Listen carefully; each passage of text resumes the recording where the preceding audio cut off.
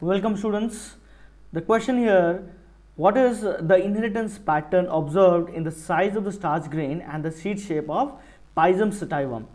Work out the monohybrid cross showing the above trait, and how does this pattern of inheritance deviate from that of the Mendelian law of dominance? So here we are to talk about the inheritance pattern of the starch grain and the seed shape together in case of the Pisum sativum, and we talk about a concept here. We have to talk about the pleiotropy or pleiotropic inheritance. So we have to understand that in case of the pea plant, right, there are two traits, that is the size of starch grain and that of the seed shape. These two traits are regulated by one gene, and because of that here it is called the pleiotropy, right, or the inheritance pattern is called pleiotropic inheritance, and the gene involved is of course called the pleiotropic gene. So what are the alleles that are involved? When we talk about the alleles, there are two alleles, capital B and small b. So here of course the capital B is going to be the dominant allele and the small b is going to be the recessive allele. Okay, so accordingly what we will have is we're going to have three genotypes, that is going to be capital B, then we are going to have the capital B, small b, heterozygous and homozygous recessive.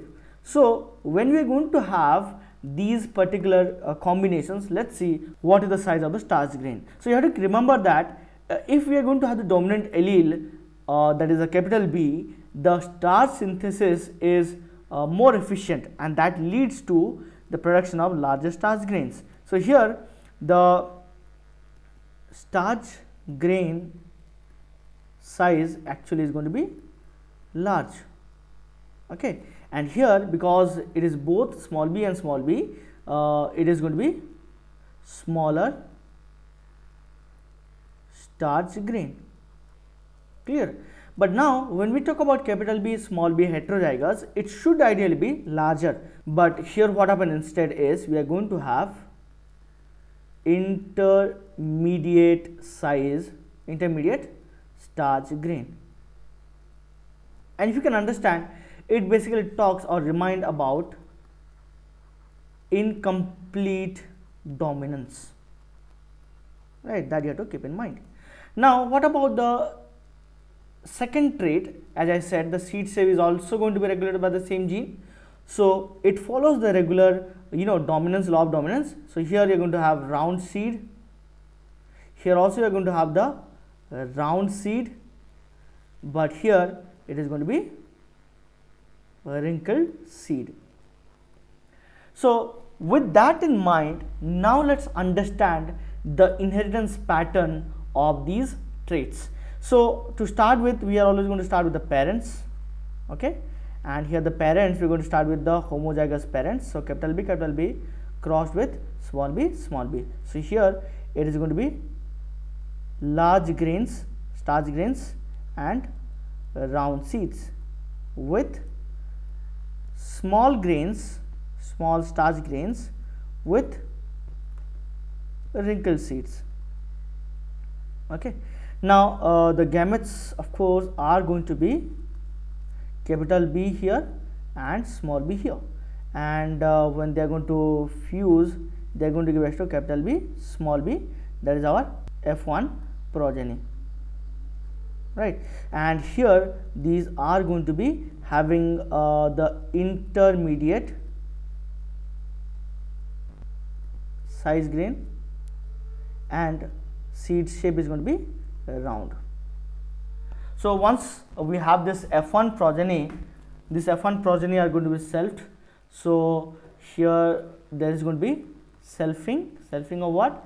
Capital B, small b heterozygous with capital B, small b, and here the gametes are going to be capital B and small b, and here also it is going to be capital B and small b.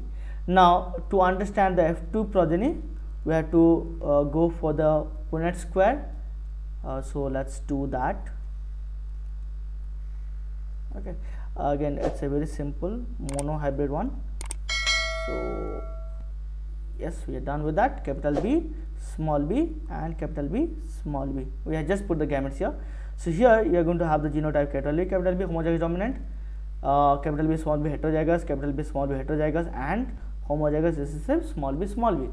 So accordingly, here what we are going to have is, we are going to have the round seed along with large grain. Okay, here we are going to have the round seed and intermediate grain. Okay, similar here also, it is going to be a round seed and intermediate size, and here we are going to have the wrinkle shape, wrinkle seed with small grains. So now if you are going to find the ratio, as they are asking the question, right, let's talk about the ratios here, both the phenotype and genotype, that is capital B, okay, then we are going to have capital B, small b, and small b, small b. So our ratio 1:2:1 for the genotype. So here we are going to have the genotype ratio. So phenotype ratio also, right, so here if you talk about the phenotype, we are going to have the round seed along with that of the large grain, that is going to be 1, right. Then you are going to have the round seed along with intermediate size grain, that is going to be 2, and the wrinkled seed with smaller grain size, that is going to be again 1. So as you can see, 1, 2, and this is 1. So 1:2:1. So that is the ratio of the genotype, and this is the phenotype ratio of this particular cross and inheritance pattern. Now the next thing they are asking is how it is going to deviate from the Mendelian law of dominance. So in Mendelian law of dominance, we get the ratio of 3:1 for the phenotype, right. So phenotype ratio in case of Mendelism is going to be 3:1, but instead here what happens is the genotype and the phenotype ratio is the same, and that turns out to be 1:2:1.